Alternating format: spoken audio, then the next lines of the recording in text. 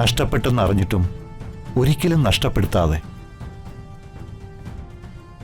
അതുപോലൊരിഷ്ടമാണ് തമ്പുരാനോടും തമ്പുരാട്ടിയോടും. എനിക്കും.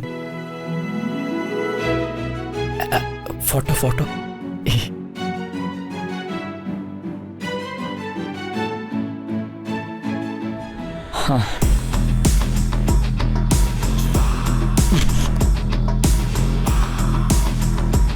എന്തിനാ ഈ തമ്പുരാന്റെയും തമ്പുരാട്ടിയുടെ ഫോട്ടോ, മരണപ്പെട്ടവരുടെ ഫോട്ടോ അങ്ങനെ ഇപ്പൊ ആരും വീടുകളിൽ വയ്ക്കാറില്ല.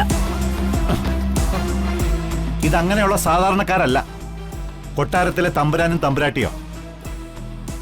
എന്നെക്കാളും തമ്പുരാനെയും തമ്പുരാട്ടിയും നിനക്കറിയാവുന്നതല്ലേ. അതിന് മരിച്ചവരുടെ ഫോട്ടോ തന്നെയാ. പ്രത്യേകിച്ച് തമ്പുരാനും തമ്പുരാട്ടിയും തീ പിടിച്ച് ദുർമരണം സംഭവിച്ച ആൾക്കാരാ. ദുർമരണം സംഭവിച്ചവരുടെ ആത്മാവ് അലഞ്ഞു തിരിഞ്ഞു നടക്കുന്ന. നിനക്ക് എന്ന് മുതലായി അന്ധവിശ്വാസങ്ങളൊക്കെ തുടങ്ങിയത്? ഇതൊക്കെ എന്റെ വിശ്വാസങ്ങളാ. അത് സംരക്ഷിച്ചു തരാനുള്ള ഉത്തരവാദിത്വം ഭർത്താവായ ജയേട്ടനുണ്ട്. മരിച്ചവരുടെ ഫോട്ടോ ഈ വീട്ടിൽ വയ്ക്കാൻ പറ്റില്ല. അങ്ങനെയാണെങ്കിൽ ഈ മഹാത്മാഗാന്ധിയുടെയും ചട്ടമ്പി സ്വാമിയുടെ ഒക്കെ ഫോട്ടോ വയ്ക്കാൻ പറ്റില്ലല്ലോ, അവരും മരിച്ചവരല്ലേ.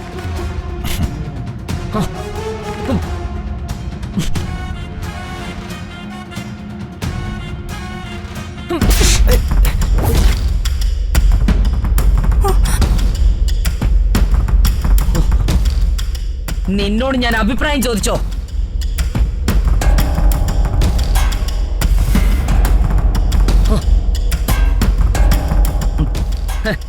ഇരിക്കുന്നത് കണ്ടില്ലേ, അവലക്ഷണം പിടിച്ച തമ്പുരാനും തമ്പുരാട്ടിയും.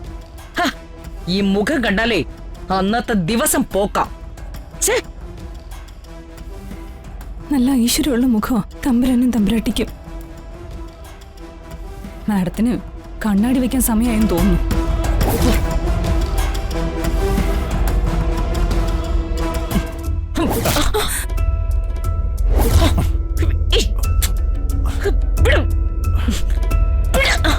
വേണ്ട.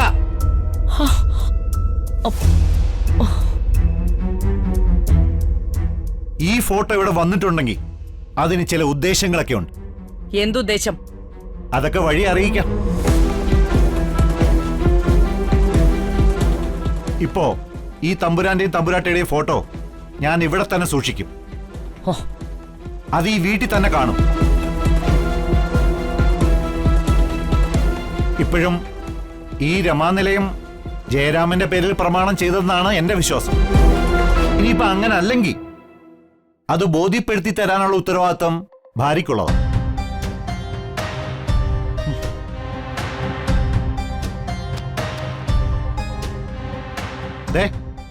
ഇതില് വല്ലം തൊട്ടാൽ